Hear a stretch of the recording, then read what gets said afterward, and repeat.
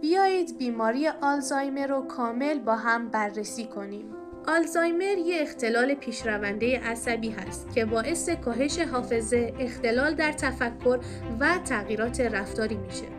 حالا چطوری این بیماری به وجود میاد؟ آلزایمر با تجمع پلاک‌های بتا آمیلوئید و در همتنیدگی پروتئین‌های غیر طبیعی در مسیر حافظه به وجود میاد که مسیر حافظه رو مسدود میکنه و ارتباط بین نیورون‌ها رو قطع میکنه.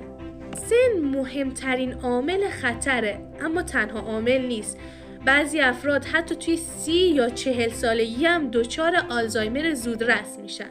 عواملی مثل ژنتیک، کم تحرکی، فشار خون، کمخوابی و انزوای اجتماعی از عوامل تشدید کننده این بیماری هستند. تحقیقات نشون داده که افراد بیسواد بیشتر به این بیماری مبتلا میشن.